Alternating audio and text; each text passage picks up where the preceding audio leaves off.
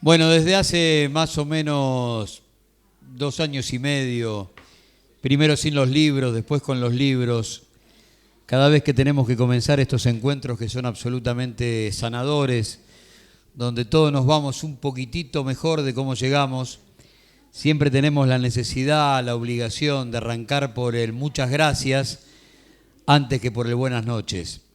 Y el muchas gracias tiene que ver con la invitación de los compañeros, repetida, siempre entrañable, y con la presencia de ustedes, porque las dos cosas, la invitación y la presencia de ustedes, son una especie de voto de confianza que nosotros desde los medios de comunicación podemos aportar cierto valor agregado a discusiones del presente y a veces poner patas para arriba discusiones del pasado. Yo provengo de una matriz periodística que entiende que en el pasado están guardados todos los secretos del presente y el futuro. Y sobre eso laburamos, entendiendo que en un país tan joven de apenas 208 años, todas las batallas están inconclusas. Y entonces metés mano en el archivo y encontrás respuesta a la etapa de mañana. Por eso trabajamos el pasado. Pero también repetimos casi como si fuera una verdad bíblica en cada una de estas reuniones, que lo mejor que ha hecho la derecha en todas sus estaciones políticas en la Argentina, unitarios, conservadores, gorilas, liberales o neoliberales, lo mejor que han hecho es deshistoriar, arrancarle páginas al libro de historia, y de esa manera logran desclasar a millones de seres humanos que en determinado momento de su vida no se pueden reconocer en sus tradiciones políticas, en sus tradiciones sindicales, no se pueden reconocer en la foto del abuelo en la fábrica o en la foto del viejo en el taller, y si más o menos les fue bien en la vida, ni siquiera se pueden reconocer a ellos mismos cuando se miran al espejo y hace un rato largo que ya no vienen por el barrio. De eso se trata, de desclasar deshistoriando. Y siempre repetimos aquella frase de Walsh: la derecha te hace creer que esto empieza cada vez que ellos llegan. Y no, hay una historia muy larga que gritar. Y esa historia tiene que ver con que nuestro laburo, en definitiva, intenta poner de pie la verdad histórica. Y si ponemos de pie la verdad histórica, logramos que millones de seres humanos griten que nosotros fuimos. Y esto de nosotros fuimos, bien subrayado, implica que no somos utopía, que no somos un sueño adolescente, no somos el sueño del país irrealizable. Nosotros fuimos, y hay infinidad de motivos para gritarlo con orgullo. La palabra derecho tiene que ver con el campo nacional y popular. YPF tiene que ver con el campo nacional y popular. La fábrica militar de aviones de Córdoba tiene que ver con el campo nacional y popular. 2 satélites geoestacionarios enviados al espacio tienen que ver con el campo nacional y popular. Oleoductos, gasoductos, Altos Hornos Zapla, Mosconi, Sabio, tiene que ver esto directamente con el campo nacional y popular. Círculo virtuoso de la economía para que con sueldos fuertes haya demanda comercial y de la mano de la demanda comercial, demanda industrial. Y si tengo las dos demandas, tengo demanda laboral. Es el campo nacional y popular. 8 horas de laburo es el campo nacional y popular. Vacaciones pagas, jubilaciones, aguinaldo es el campo nacional y popular. Puedo estar diciendo esto hasta las 3 de la mañana. Por lo tanto, ¿cómo no gritar con orgullo que nosotros fuimos en cada una de las estaciones del campo nacional y popular, desde el siglo XIX hasta el presente, en una batalla que lleva 208 años? Y para terminar de graficar, ¿qué quiero decir? Una pequeña historia que en 2 o 3 minutos va a documentar que esto que hoy llamamos grieta o batalla cultural antecede a la patria. Mucho antes de la institucionalización de la patria ya está la batalla entre lo que nosotros llamamos modelo de país y el modelo de colonia. No hay, no hubo, ni habrá en la República Argentina 2 modelos de país. Hay un solo modelo de país, una mesa grande, muy larga, 10, 12, 14 sillas, representado ahí todo el campo nacional y popular discutiendo el cómo, la herramienta, la velocidad, el camino, pero nunca discutiendo el objetivo. Ese modelo de país no discute con otro modelo de país, discute desde hace 208 años con un modelo de colonia. Cuando tengo claro eso, tengo claro quién es el enemigo. Y a no quitarle el cuerpo a esa palabra, porque nosotros venimos de una matriz donde mucho compañero, mucho colega, intenta no hablar de dos palabritas que son para mí medulares: enemigo y traidor. Pensar a esta altura del partido que el sistema democrático, el campo nacional y popular y el mejor sinónimo de democracia que encontramos en 208 años, que se llama distribución de la riqueza, no tiene ni enemigos ni traidores, es un infantilismo que no nos podemos perdonar. Claro que hay enemigos y claro que hay traidores. Esa historia que yo les quería contar es de 1806, primera invasión inglesa. Los pibes se quedan por acá cerca de 50 días, 47, 48 días, ondea la bandera británica en el viejo fuerte de la pequeña aldea. ¿Qué llega con ellos? La economía de mercado. Podemos decir el neoliberalismo, ¿por qué no? Por primera vez se rompe el monopolio español, que duró 3 siglos. 300 años los tipos pusieron las reglas de juego, políticas pero esencialmente económicas. El monopolio era: solo puedo comprar y vender con el Reino de España. Cuando estos tipos llegan, después de haber inventado la máquina de vapor, la revolución industrial, la fabricación en serie que termina con la fabricación artesanal, están buscando materia prima y mercados que compren su stock.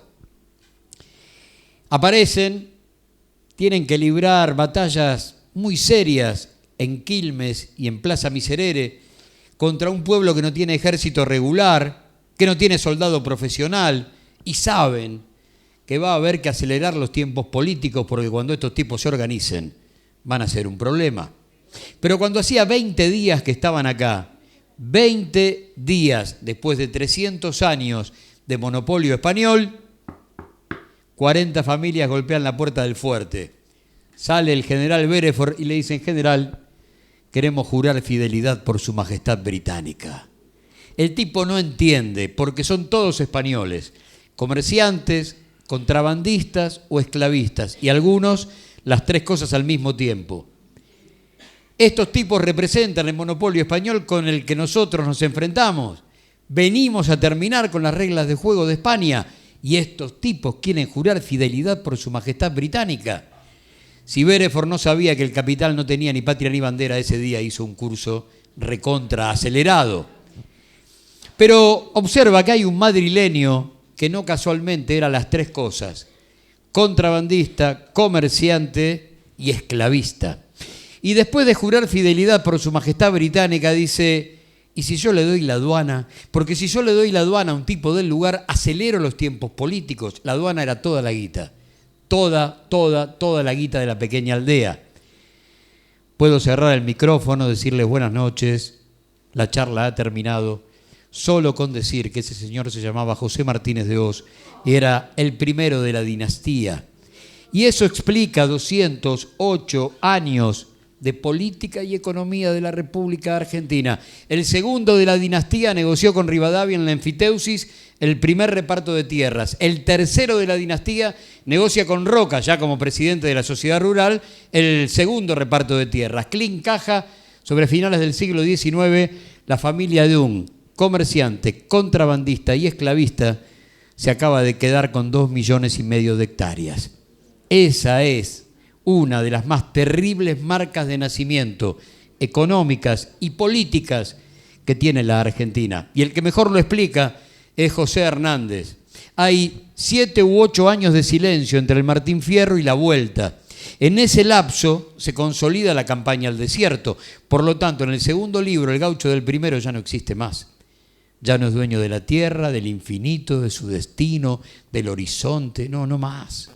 Y entonces va a escribir en la vuelta de Martín Fierro, entendiendo que solamente hay dos formas de sobrevivir: conchavarse en el fortín y cumplir con el combo 2x1 que pedía Sarmiento, que se autoeliminen el indio y el gaucho, o conchavarse en una estancia. Y el tipo va a decir: obedezca el que obedece y será bueno el que manda. La pucha. Había nacido la lástima. Nadie pensaba en derechos. Y el patroncito, mira qué bueno, me trae ropa vieja cada tanto. Me trae sobras de su mesa y yo como lo mismo que él. Había nacido la lástima. Y para ya ir entrando en esto de recuerdos del peronismo, Víctor Ramos no hace mucho, en una contratapa de página 12, en un recordatorio de Evita, dijo: Evita era la enorme distancia que hay entre la lástima y la ternura. Y de ahí en adelante podemos comenzar a analizar qué significó para la República Argentina la aparición del primer peronismo. Ahora, ¿de qué manera? Entendiendo que todos los movimientos políticos en la Argentina del campo nacional y popular heredan viejas tradiciones, heredan la desobediencia ante el poder real de Belgrano y San Martín, heredan de 15 años de guerra emancipatoria el carácter esencialmente antiimperialista del irigoyenismo y del primer peronismo, heredan el concepto de equidad de Moreno, Monteagudo, Belgrano, Castelli en el marco de la discusión política de la primera junta. Y será el primer peronismo el que va a heredar gran parte de esas peleas de un radicalismo que siempre hay que recordar, sobre todo porque hay mucho radical amnésico. Hay que recordar que si tenemos voto universal y secreto fue porque esos tipos se pusieron el revólver en la cintura 3 veces en 3 intentos revolucionarios, 2 a finales del siglo XIX, 1 a principios del siglo XX, y el régimen los llama a negociar porque ya entiende que son tan incorregibles como los peronistas que va a describir Borges 20 o 30 años después. Y entonces, cuando los llaman a negociar, aparece la ley Sáenz Peña. Y cuando aparece la ley Sáenz Peña, la victoria del campo nacional y popular en 1916, la victoria de 1922, la victoria de 1928, me cansé, 1930, primer golpe de Estado. Y entonces podemos gritar a esta altura del partido, después de un siglo XX plagado de dictaduras militares, plagado de década infame con fraude patriótico y casi 2 décadas de mayoría proscripta con un par de gobiernos pseudodemocráticos tutelados por las 3 Fuerzas Armadas, podemos gritar que para la derecha argentina la democracia es un zapato que le queda 2 números más chico. Lo incomoda. Lo incomoda la palabra derecho, que ellos nunca van a pronunciar. Lo incomoda la palabra o la frase distribución de la riqueza, que ellos han suprimido por teoría del derrame. Lo incomoda la palabra soberanía, que ellos han suprimido, por lo menos a partir de lo que fue el desembarco 89-2001 por globalización. Entonces nosotros tenemos que gritar de pie que somos otra cosa, quizás la otra cara de la moneda, con aciertos, errores, lealtades, traiciones, marchas, contramarchas. Cuando unimos lo mejor del campo nacional y popular, sus mejores intelectuales, los tipos que en su martirio han dejado la vida por esto, bueno, ¿cómo no volver a creer? ¿Cómo no poder gritar en cada esquina que nosotros fuimos, que no somos utopía, que el primer sueño que tenemos es que nos devuelvan el país que fuimos? Y a partir de ese momento, seguir la construcción de la patria. Pero lo primero es devolveme el país que fuimos. Dije patria, dije soberanía, no sé si dije independencia, pero si no, lo gritamos, porque son 3 palabras devaluadas. Decía Cook, el enorme John William Cook, que las oligarquías se apoderan de los diccionarios y le cambian el sentido a ciertas palabras. Nosotros, la mayoría de los que estamos acá, hemos conjugado la palabra patria con tono castrense. Para nosotros la patria es la patria. Pero la patria, como dijo Marechal, es un dolor que aún no tiene bautismo. A ver si la palabra patria les pertenece, a ver si la palabra soberanía les pertenece, a ver si la palabra independencia les pertenece. ¿Cómo no recuperar de ese diccionario devaluado cosas por las que han muerto más de uno en la República Argentina a través de 208 años? El listado de muertos, presos políticos, torturados, exiliados, vuelos de la muerte, robos de bebés, es demasiado grande como para olvidar que se peleó por todo esto y se dejó la vida. Entonces nosotros lo que tenemos que hacer es poner la verdad histórica de pie. Ese es nuestro laburo. Y todos los movimientos políticos, sindicales, defensores de los derechos humanos, ¿cómo hacemos para hablar de su dimensión? Bueno, nosotros hemos encontrado un recurso, un atajo, algo que nos libera de estar horas discutiendo qué es aquel irigoyenismo, qué fue el primer peronismo, qué son los organismos, y es imaginar su ausencia. Nada los hace más grande que imaginar su ausencia. ¿Alguien puede imaginar a la República Argentina 2018 sin peronismo? ¿Alguien puede imaginar a la Argentina 2018 sin la existencia del radicalismo irigoyenista? ¿Alguien puede imaginar la existencia de la Argentina 2018 sin madres y abuelas de Plaza de Mayo? Es absolutamente imposible. Y eso de imaginar que nunca existieron los hace cada vez más grande, cada vez más grande. Yo dije que el irigoyenismo tenía una enorme tradición antiimperialista y siempre en estas reuniones trato de recordar una historia de 1920. La fragata 9 de julio viajaba rumbo a Santo Domingo y en ese momento Santo Domingo estaba en manos de los yanquis, una de tantas invasiones sobre su patio trasero. Se va acercando la fragata y el capitán del barco argentino por telégrafo pide permiso, en realidad consulta a la Casa de Gobierno. En el muelle está la bandera norteamericana. ¿Qué hago? ¿Saludo? No, señor. A la bandera norteamericana en Santo Domingo no se la saluda. El buque sigue por el puerto y hay 5 mujeres con una bandera de Santo Domingo. Vuelve a consultar el capitán del barco. Hay 5 mujeres con una bandera de Santo Domingo. ¿Qué hago? Y la Casa de Gobierno contesta, salude con una salva de 21 cañonazos.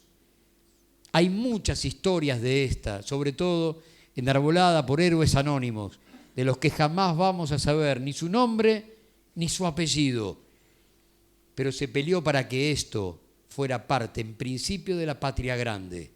Y de ahí en adelante, la construcción de un sueño que todavía nos demanda un rato largo, que por supuesto pudimos vivir de alguna u otra forma acercándonos al sueño grande entre 1999, triunfo de Chávez, y la salida de la primera década del siglo XXI. Ahora, ¿quién nos da una mano para definir al peronismo mejor que nadie? Robustiano Patrón Costas, senador, salteño, magnate azucarero, oligarca es poco, pero nadie como él definió al peronismo. Si algo no le perdono al peronismo es que a partir de su llegada un obrero me pida aumento mirándome a los ojos. Nadie definió mejor al peronismo que Robustiano Patrón Costas.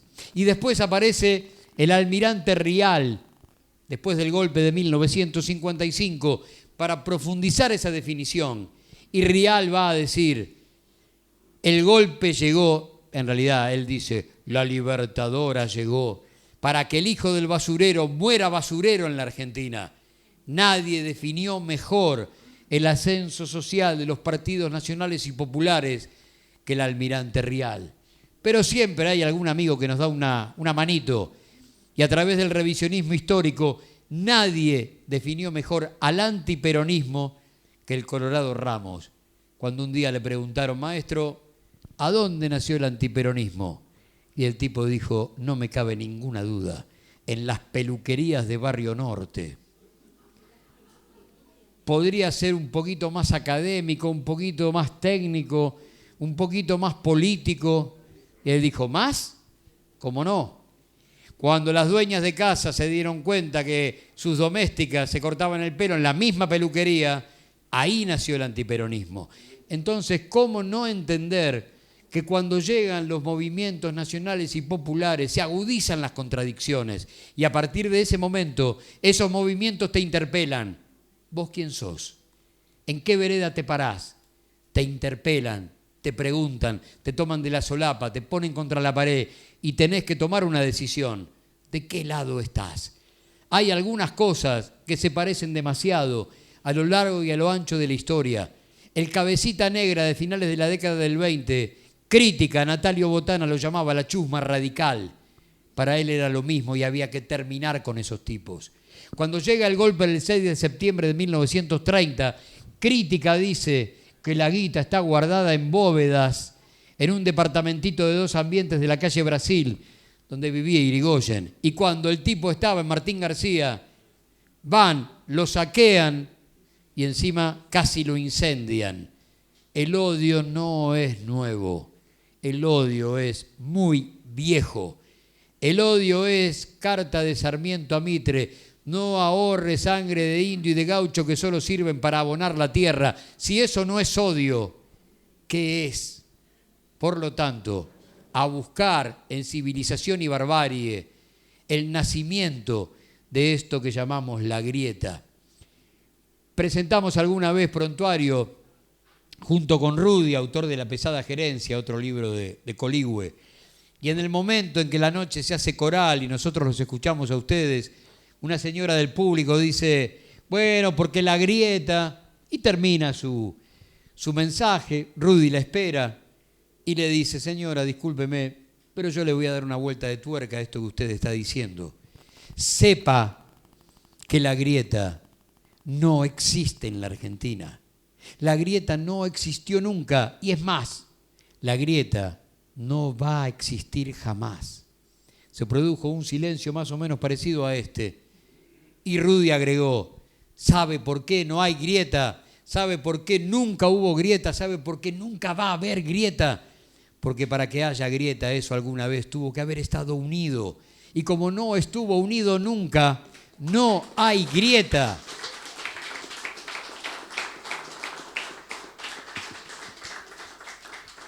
Para darnos una mano, algunas líneas de la presentación de Recuerdos del Peronismo. Quien lo escribió dijo, a lo largo de toda nuestra historia podemos advertir que los gobiernos que garantizaron más derechos para el pueblo argentino fueron víctimas de persecuciones, ataques y silenciamiento por parte de las élites interesadas en mantener el statu quo.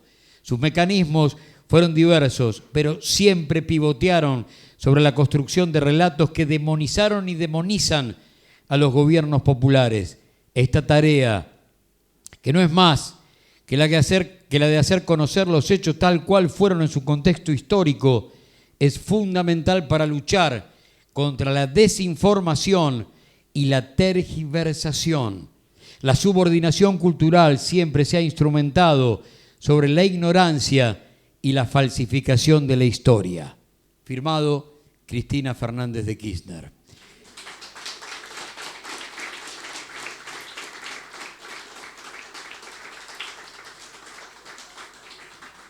Esto está hecho sobre la base de 10 guiones de Funes el Memorioso entre 1943 y 1956.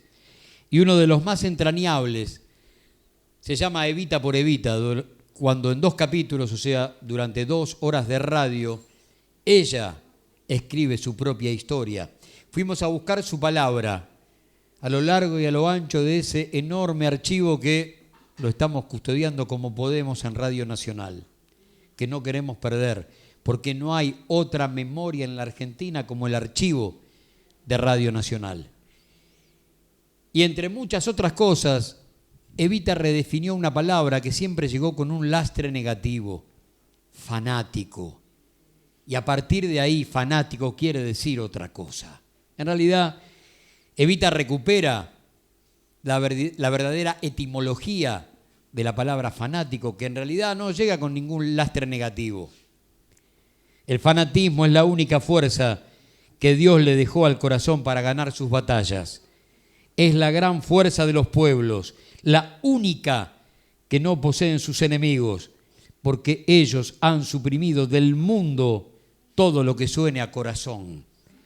Por eso, algún día los venceremos, porque aunque tengan dinero, privilegios, jerarquías, poder y riquezas, nunca podrán ser fanáticos, nunca podrán ser fanáticos, porque no tienen corazón. Nosotros sí, ellos no pueden ser idealistas, porque las ideas tienen su raíz en la inteligencia, pero los ideales tienen su pedestal en el corazón. ¿Cómo no va a ser fácil definir qué es ser peronista cuando escuchás esto? Es cierto, ¿hay tráfico de ideología? Sí, claro.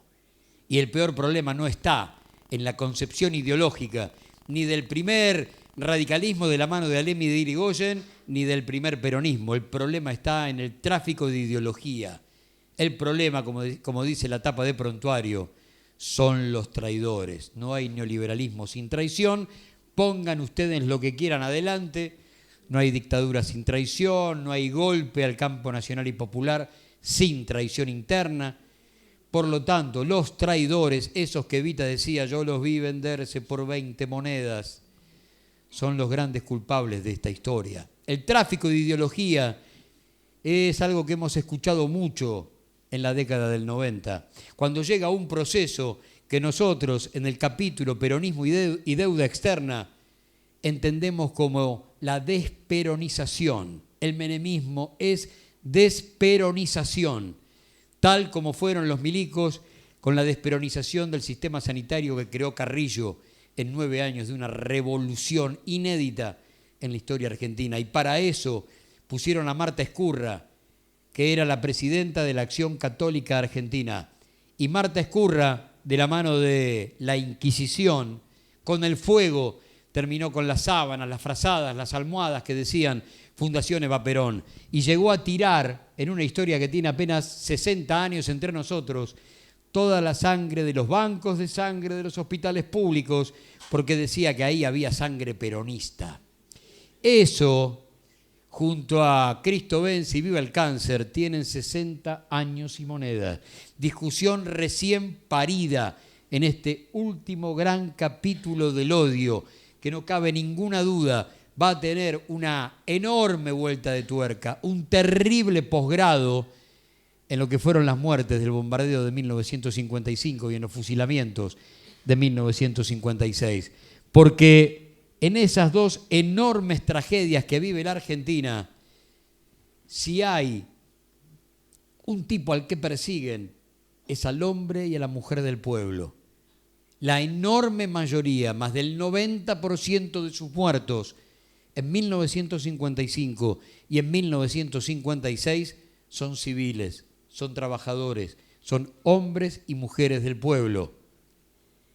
La pobre gente no muere gritando ¡viva la patria!, como pasa en las novelas. Muere vomitando de miedo, como Nicolás Carranza, o maldiciendo su abandono, como Bernardino Rodríguez. Solo un débil mental puede no desear la paz, pero la paz no es aceptable a cualquier precio. Y siempre habrá en germen nuevos levantamientos y nuevas olas de insensata revancha.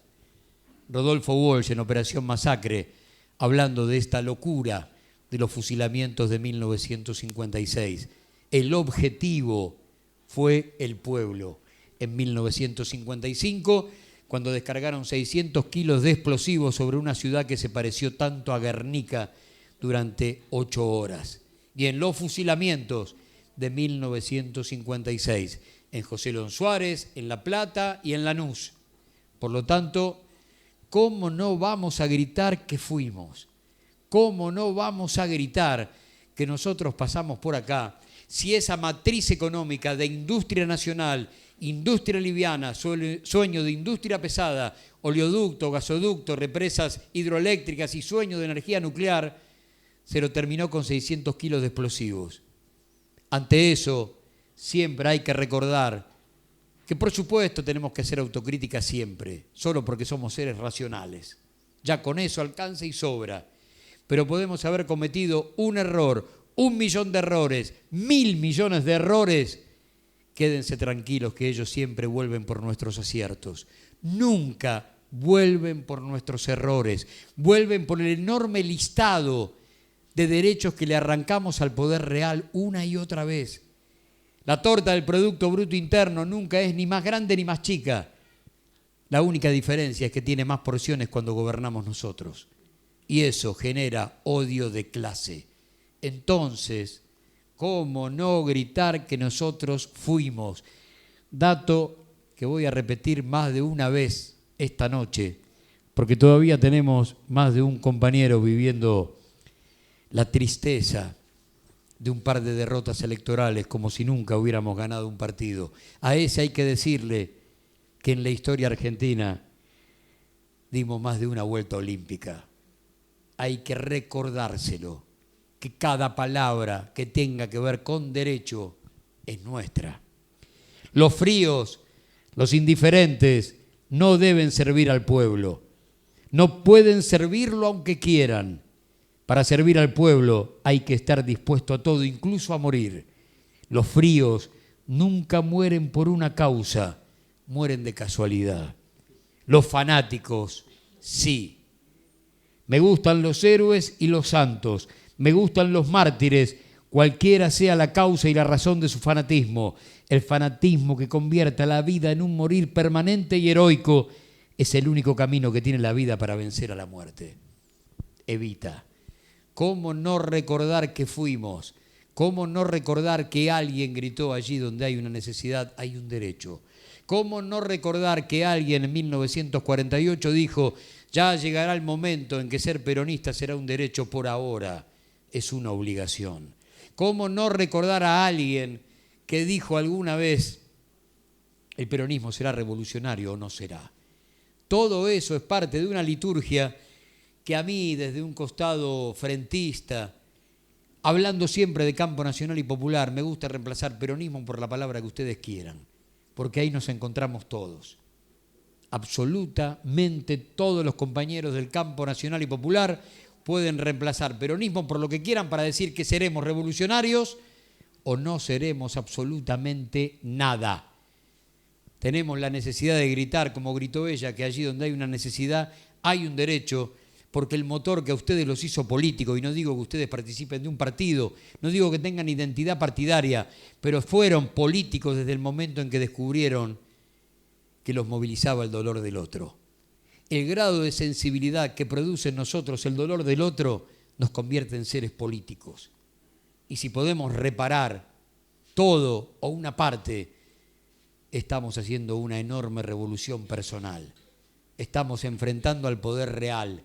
Estamos enfrentando a un sistema que necesita miles y miles y miles y miles de pobres para construir un rico. Hay que hacer la cuenta algún día en la Argentina que mientras la UCA sigue contando pobres, algún día para entender cómo se termina con esto, hay que empezar a contar ricos y a dar nombres y apellidos y a dar cifras de cuántos pobres hacen falta para construir un rico. Y cuando veamos que son cientos de miles, vamos a terminar de entender dónde está el gran problema de la República Argentina y en gran parte de toda América Latina. La persecución del presente, demonizando el pasado, judicializando la política o politizando la justicia, es muy vieja.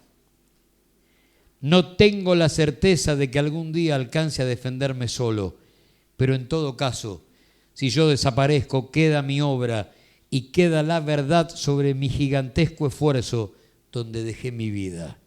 Esta obra debe ser reconocida y yo no puedo pasar a la historia como un malversador y un ladrón de nafta.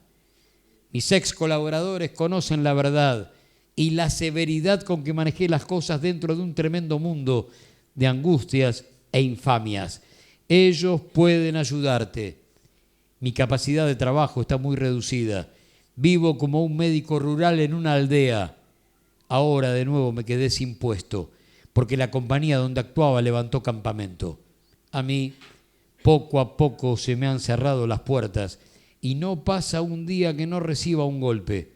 Poco a poco mi organismo ha comenzado a desintegrarse definitivamente. He aceptado todo con la resignación que me es característica. No tengo odios y he juzgado y tratado a los hombres siempre por su lado bueno, buscando el rincón que en cada uno de nosotros alberga el soplo divino. Carta de Ramón Carrillo a su hermana, que lo defiende como puede de los jueces en la Argentina que lo señalan a él, sin duda, uno de los grandes héroes civiles de toda nuestra historia, como un tipo que choreaba vales de nafta. Si te animás con Carrillo, la pucha, te animás a todo. Si te animás a decir que fue un simple ladrón de vales de nafta, el tipo que construyó el 60% de la infraestructura hospitalaria que todavía hoy está de pie. Yo antes hablé del rastrojero y de la fábrica militar de aviones de Córdoba. Esa fábrica, creada por el radicalismo a principios de la década del 20, es la cuna del rastrojero en 1952, piedra basal de un mito del primer peronismo. Esa fábrica estaba conducida por el brigadier San Martín. Cuando el golpe del 55, San Martín se refugia en la embajada uruguaya en Buenos Aires, pero está cansado cuando lee el diario todos los días que La Nación y la prensa lo acusen de chorro. Le dice a su abogado: juntá papeles, es un trámite, vamos a tribunales, y en 5 minutos salimos. 4 años preso en la cárcel de Tierra del Fuego, hasta que en 1959 lo largan porque no encontraron que el tipo se había robado una sola moneda. La matriz es muy vieja, viejísima, y entonces tenemos que poner la verdad histórica de pie para que todo el mundo la sepa, la conozca y la grite, porque de esta manera se construyeron casi 20 años de mayoría proscripta. Decreto 4161, donde no la podés ni nombrar, ni lo podés nombrar. Por lo tanto, si fueron capaces de todo eso, son capaces de todo. Yo vengo de otras épocas, de un tiempo lleno de palabras. No había nada más que eso, barrios de palabras, tribunas de palabras, países de palabra. Y por eso no creo en los rumores chiquitos y muchas veces miserables con que vos querés hacerle sombra a una realidad que nos está iluminando. Despreciá al malintencionado rumor que pasa por tu nariz todo el tiempo, como quien te entrega un billete falso. ¿Acaso vos comprás la verdad con un billete falso? Enrique Santos Discépolo, en sus diálogos con Mordisquito, hablándole a una oposición que él definía que quería volver solo por un capricho personal. Vos sos historia y lo único que hiciste en toda tu vida fue trabajar de nieto. Vos trabajaste de nieto toda tu vida y querés volver por amor propio, no por otra cosa. Sobre finales de 1951, vísperas de la elección que le va a dar a Perón la reelección, Discépolo es el enemigo a vencer. Balbín, en el cierre del acto de la Unión Cívica Radical, del único tipo que hables de Discépolo. Habían pasado 38 noches inolvidables de pienso y digo lo que pienso. Discépolo, Julio Porter y Abel Santa Cruz. Siempre hay que recordar a los 3 tipos que metieron el gancho en esas ideas memorables. En Pienso y digo lo que pienso pasaron figuras notables en todo ese año, Tita Merelo, Sandrini, pero las 38 noches de Discépolo, de las cuales nosotros recuperamos cerca de 35 completitas y son parte de uno de los capítulos, son memorables porque el hombre va a hablar esencialmente de un clásico, de la misma manera que lo hace en la trilogía de finales de la década del 20, principios de la década del 30, Cambalache, Quevachaché y Gira Gira. Ahí el tipo habla del desprecio que se siente por el otro cuando el otro está en la mala. Pero fíjense ustedes qué entrañable diferencia, porque si vos seguís la línea de tiempo de los tangos discepolianos, a partir de la llegada del primer peronismo, ya no se mete más ni con Cambalache, ni con Girayira, ni con Quebachaché. Hay otras cuestiones que resolver, porque la olla ya está parada, porque los derechos ya llegaron y va a aparecer un tipo metafísico. ¿Dónde estaba Dios cuando te fuiste? En esa línea de tiempo, entre el que putea porque no hay higuita y el que ya tiene tiempo para escribirle al amor, hay una diferencia notable, y es la llegada del primer peronismo, como un abismo entre la lástima y la ternura.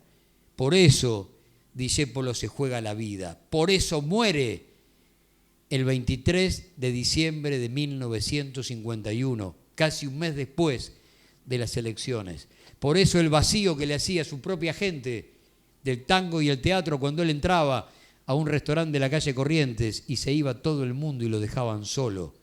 Por eso esos tipos que no hay otra forma de definirlos que como una manga de cobardes, compraba todas las entradas de un teatro cuando Discépolo se presentaba con una de sus obras, y cuando Discépolo salía a escena no había nadie, estaban vacíos. Y ante ese dolor, el alma de Discépolo dijo basta, pero después de entregarlo todo en la victoria de 1951. Fue enorme, enorme. Por eso el Teatro Alvear, el de Corrientes, frente al San Martín, se bautizó a partir de su muerte Enrique Santos Discépolo, y desde 1955 volvió a llamarse Alvear, sin que ningún gobierno nacional y popular reparara esa locura y volviera a decir: señores, este teatro se llama Enrique Santos Discépolo. A ver, si no recuperamos el nombre de un teatro, ¿cómo podemos pensar que podemos recuperar la Constitución del 49? Es, sin duda, junto con Mariano Moreno, los dos primeros grandes desaparecidos de la historia argentina. ¿A dónde está la Constitución del 49? Votada por el Congreso de la Nación, votada por todos. Una Constitución que, por supuesto, en 2018 hay que pasarle el plumero, pero así como está, poner arriba de la mesa, porque seremos un país revolucionario que da al derecho de la ancianidad rango constitucional. No hay otro país en el mundo que se haya atrevido a hacerlo, que le da rango constitucional a los derechos de la niñez y del trabajo. No hay otro país del mundo que a esos tres derechos les haya dado rango constitucional. Por lo tanto, ¿cómo no gritar que el campo nacional y popular fue? Ahora, a cada uno de esos derechos no te los perdonan. Ese es el dato identitario de nuestra lucha. Saber que no te los perdonan, saber que va a tener un costo, saber que en algunos casos nos jugamos hasta la vida y hay que ponerla arriba de la mesa. Dijo un tipo alguna vez, y en esto nuestro trabajo de poner la verdad histórica de pie: la historia oficial argentina es una obra de imaginación en que los hechos han sido consciente y deliberadamente deformados, falseados y encadenados de acuerdo a un plan preconcebido que tiende a disimular la obra de intriga cumplida por la diplomacia inglesa, promotora subterránea de los principales acontecimientos ocurridos en este continente. Todo lo que nos rodea es falso o irreal. Es falsa la historia que nos enseñaron, falsas las creencias económicas con que nos imbuyeron, falsas las perspectivas mundiales y las disyuntivas que el poder imperial nos ofrece, irreales las libertades que los textos aseguran. Firmado Raúl Scalabrini Ortiz, que es eje medular del capítulo de Pensamiento Nacional. Es el primer revisionista. Después llegarán Hernández Arregui, Pepe Rosa, el Colorado Ramos, Eduardo Luis Duhalde, Ortega Peña, y van a meter en la historia mitrista pueblo y caudillos federales. No había lugar para el pueblo. Hagan memoria. Traten de imaginarse con guardapolvo blanco en el colegio primario. San Martín cruzó los Andes. Mirá, no había 5.000 tipos a su alrededor que dejaron todo 15 años, que pelearon a sus órdenes, a las órdenes de Bolívar, de Sucre, que liberaron un continente dejando madre, padre, hijos, abuelos, tierra, pasado, y que son para nosotros héroes totalmente anónimos. Por la historia de Mitre no pasa el Chacho Peñalosa, no pasa Felipe Varela, salvo como asesinos. Entonces, ¿cómo no gritar que nosotros fuimos? ¿Cómo no poner de pie la verdad histórica? ¿Es laburo? Y sí, no cabe duda. Y frente a tanto argentino impermeabilizado por los medios de comunicación en una batalla cultural que en este último capítulo lleva 42 años, desde el 24 de marzo de 1976, sí, claro, es un laburito. Recién charlábamos con dos compañeros cineastas y yo les dejaba un sueño que por ahí me dan una mano y lo podemos hacer realidad. Ese sueño es 2 documentales. Todas las fábricas que nos faltan y todos los compañeros que no están. Tomemos 2 ejemplos nomás. Vicente López y San Martín. 2 ejemplos que están pegaditos. Y a veces a mis compañeros de militancia en Vicente López les tenemos que recordar que en 1975, si vos sumabas la población de la UOM y de la Asociación Obrera Textil que trabajaban en Vicente López, 2 gremios nada más, en la franja, Villa Martelli, Florida Oeste, Munro, Carapachá y Villa Adelina, esos tipos superaban a la población de todo el municipio. Claro que tenemos pasado fabril, industria nacional, pyme, sustitución de importaciones. Ahora, Scalabrini, cuando define el 17 de octubre como la sublevación del subsuelo de la patria, no dice solo eso. Arranca, era el subsuelo de la patria sublevada, era el cimiento básico de la nación que asomaban las épocas pretéricas de la tierra en la conmoción del terremoto, era la muchedumbre más heterocláctica que la imaginación pudo concebir. Obreros que venían de las usinas de Puerto Nuevo, de los talleres de Chacarita y de Villa Crespo, de las manufacturas de San Martín y Vicente López, Scalabrini, 1945, hablando de estos 2 distritos de límite invisible, como los reyes de la industria, de la pyme, pero básicamente del sueño de la sustitución de importaciones. Lo dice Scalabrini en 1945, cuando le pone destino a la partida de los obreros que toman a la Plaza de Mayo. ¿Cómo no darle bola a lo que fuimos? Hay que organizarlo. Nosotros decimos que Funes el Memorioso es un programa de reconstrucción histórica. Por ahí no decimos nada nuevo. Lo que hacemos es poner de pie esa verdad, porque esa verdad es como un enorme rompecabezas que vino un tipo, lo pateó y quedaron todas las fichas desperdigadas en el piso. Nuestro trabajo periodístico es volverlas a poner en su lugar. Solamente hay 2 destinos para el trabajo periodístico, recordar o descubrir. Depende del número de tu DNI, vos te vas a parar en el verbo que te corresponde. Pero en mi caso, en 37 años de trabajo, si algo hemos descubierto es que también por acá a mucho veterano hay que contarle el cuentito desde había una vez, porque lo han desclasado, porque no sabe de dónde viene, porque no se reconoce en sus tradiciones políticas ni en sus tradiciones sindicales.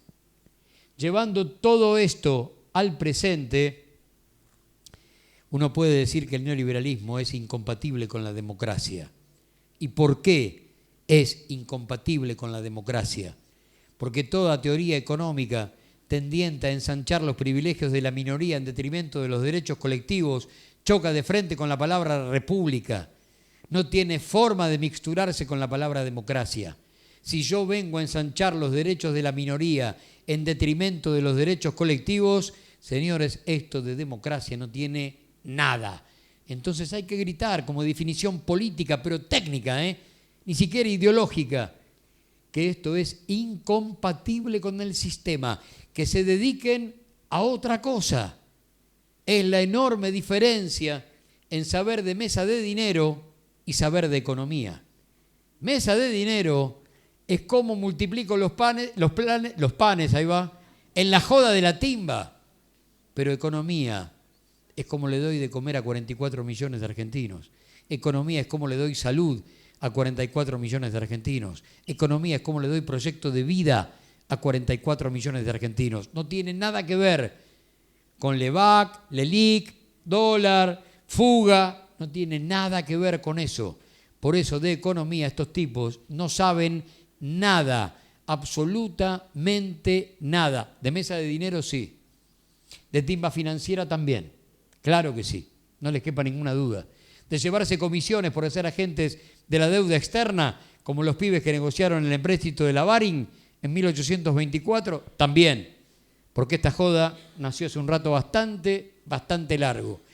Entonces, si estoy empoderado de la historia, no hay forma que me vengas a decir que como el colesterol hay dos neoliberalismos, uno bueno y uno malo. Que como el colesterol hay dos fondos monetarios, el malo del pasado y el bueno del presente. El neoliberalismo miente en campaña porque sus deseos son inconfesables y miente mucho más cuando es gobierno porque sus deseos son más inconfesables que en campaña. Es como si yo tengo acá a un león y les digo, miren compañeros, con el tipo hablamos, qué sé yo, hasta la madrugada de ayer, largo y tendido. Me prometió, y es de palabra, que a partir de hoy es vegetariano. Yo les pido que se metan en su jaula, porque el tipo es de palabra. Y cuando te metes, como el neoliberalismo responde a su genética, responde a su naturaleza, y no puede hacer otra cosa más que morfarte en 10 segundos. Eso es el neoliberalismo. El enemigo, a no temerle a la palabra.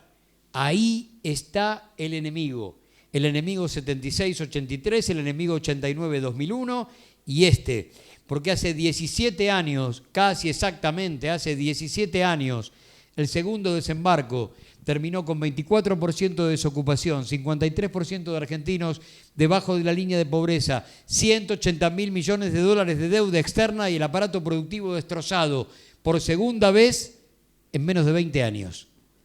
Entonces, si llevamos las marcas en la piel, ¿cómo no gritar lo que pasó hace 17 años? Y a eso sumale 39 muertes. La pucha. Tenemos todo para gritar en cada esquina. No se amedrenten si de cada 10 vecinos 11 nos putean. Porque para nosotros militar es muy fácil. ¿Qué quiero decir con esto? Militamos derechos, militamos patria, soberanía, independencia. Es muy fácil.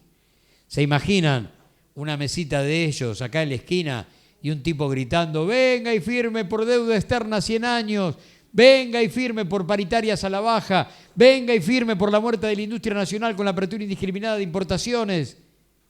Nadie puede defender al neoliberalismo desde su supuesto cariz positivo.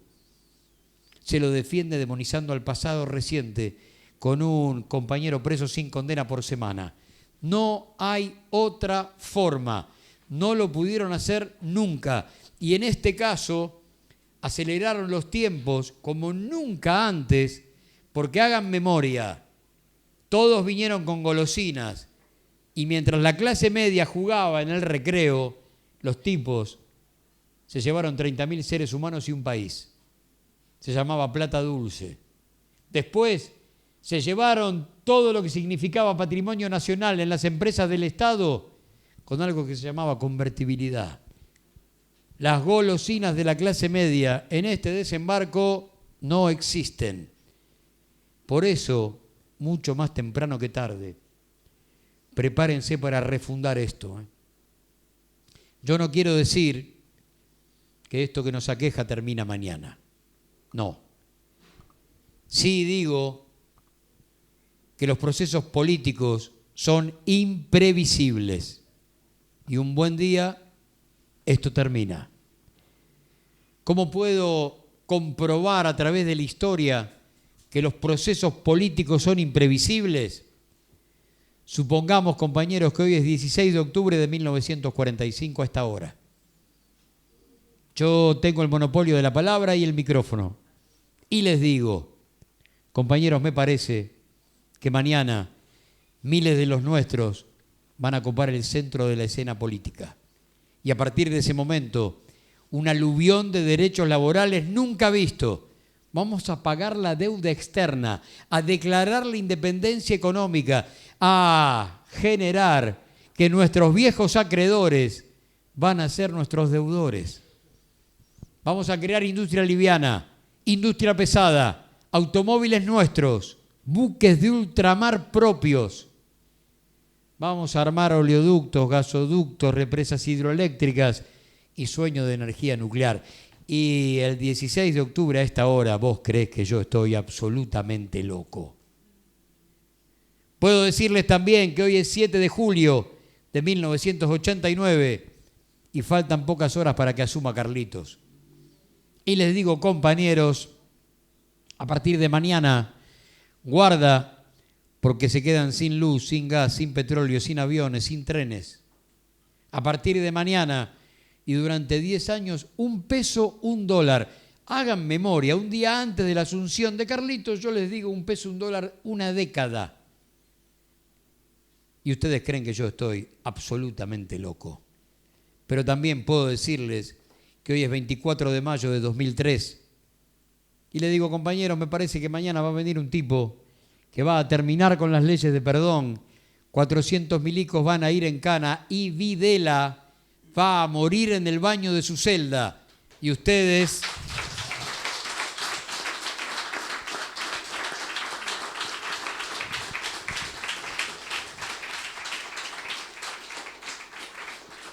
Y ustedes ya no llaman al médico, me llevan. Pero todo eso pasó. Todo eso pasó. Y pueden colocar en esa línea de tiempo cualquier hecho bisagra de la historia argentina y 24 horas antes. Nadie lo ve. Nadie lo ve. Para ir cerrando, me voy a meter un segundo en su corazón y les voy a contar qué hacen acá esta noche. Les pido permiso. Pero les voy a contar qué hacemos acá esta noche. Muchas veces cuando discutimos con algún compañero de laburo, familiar, o algún compañero de la secundaria, de esos que ya no te invitan tanto a algunas reuniones, estábamos recordando, ¿no? Ayer una charla en Bartolina. Nosotros teníamos, en mi caso, 13 años en 1973. Por lo tanto, empezamos la secundaria en marzo de 1976, perdón. Por lo tanto, comenzamos la secundaria en marzo de 1976.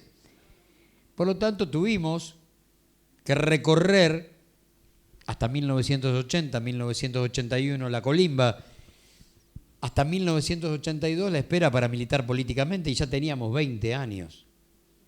No habíamos podido militar ni política, ni estudiantilmente, nada. No hubo forma. Y en ese momento, lo recordábamos ayer y también lo gritábamos el jueves en una charla en tiempos modernos donde vino Vudú, porque había muchos compañeros con los que estábamos nuevamente juntos después de haber militado desde hace 36 años en el segundo semestre del 82 en el post-Malvinas. Y hoy encontrarnos o reencontrarnos parados en el mismo lugar, la verdad que es una gran alegría. Y entonces recordábamos que en ese momento andábamos gritando por las calles de Vicente López. Mirá lo que se nos ocurre a nosotros, ¿no? Mi abuelo fue radical, mi viejo fue peronista y yo soy intransigente por la patria socialista. Y entonces más de un vecino que hasta ahí nos decía Gustavito, no nos saludó nunca más. Empezamos a entender de qué se trataba el asunto. En esa militancia joven, para nosotros recién parida, en esas mesas en el Comité de Mármol y Maipú, con mucho compañero que venía del peronismo, que venía de la izquierda, que venía de algunos sectores que no se podían reconciliar con el pasado del radicalismo. Y fue una escuela. Era un poco jodido militar en el peronismo de Herminio en ese momento y andábamos buscando algunas cosas que se parecieran un poco más al campo nacional y popular con el que soñábamos. Y con ese carácter frentista, absolutamente identitario, de mixtura, fuimos construyendo ese pasado político. Ahora, ¿quieren saber por qué están acá? Hay algo que ellos no pueden entender. ¿Qué es eso de lo que hablaba Evita? Mística, alma, corazón, llamen como ustedes lo quieran. Es el motor que nos trae hasta acá esta noche. Yo hago una línea de tiempo y ustedes la pueden ensanchar como quieran. 70 millones de seres humanos se llevó la conquista española por esa voracidad de oro y plata. 10 millones nada más esclavizados en las minas de Potosí. Y sin embargo, estamos acá esta noche.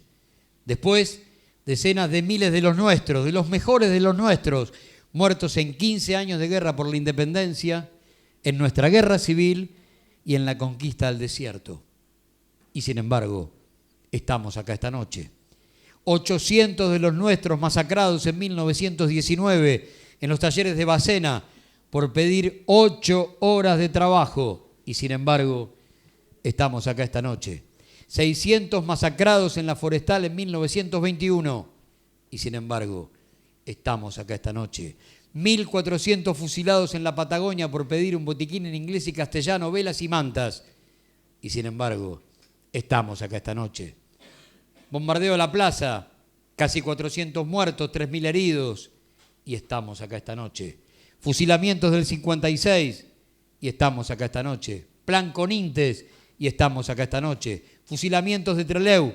Y estamos acá esta noche. 30.000 compañeros desaparecidos. Y estamos acá esta noche. Los compañeros de Malvinas. Y estamos acá esta noche. 39 muertos, 19 y 20 de diciembre de 2001. Y estamos acá esta noche. Costequi, Santillán, Fuente Alba, Ferreira, Santiago Maldonado, Rafael Nahuel y todos los que ustedes quieran sumar para preguntarnos después que hacemos la lista. Compañeros, mírense al espejo y pregunten, después de tanta muerte, ¿qué carajo hacemos acá esta noche? Estamos acá porque somos el sueño impostergable, como le contesta San Martín a Pueyrredón cuando Pueyrredón le dice, pará, loco, no te mando más mantas, más mulas, más guita, más armas para que cruces los Andes. ¿Sabés por qué? Porque tu sueño es imposible. Y San Martín contesta, puede ser que mi sueño sea imposible, pero ¿sabés una cosa? Mi sueño es impostergable. Ustedes son el sueño impostergable sin medir jamás la estatura del enemigo. Por eso estamos acá esta noche. Porque el poder real es gigante. Pero nos juntamos. Son encuentros sanadores, nos vemos las caras. Sabemos que estamos juntos, que existimos. Y aunque mañana cuando abran el diario esto no aparezca, no crean que esto no existió. Claro que existió. Y hay centenares de charlas de norte a sur y de este a oeste del país con otro periodista, con un antropólogo, con un historiador, con un sindicalista, un político de base y mucha gente con ganas de hablar y mucha gente con ganas de escuchar. ¿Por qué? Porque nosotros fuimos. Y ahí, para cerrar, siempre acuérdense de la Yoli de Lanús. Griten donde puedan, como la Yoli, que ella se queda en Lanús, que no se va. Griten donde puedan, como ella le grita al negro, negro, ¿te acordás cuando se incendió el taller? ¿Quién vino? Los vecinos, los compañeros, los amigos, cada uno con un balde de agua.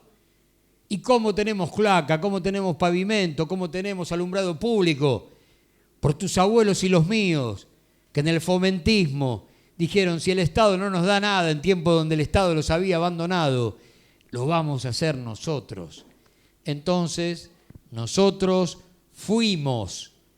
¿Cómo no gritarlo con orgullo? Nosotros fuimos. ¿Utopía? No. Devolveme el país que fuimos. Bueno, muchas gracias.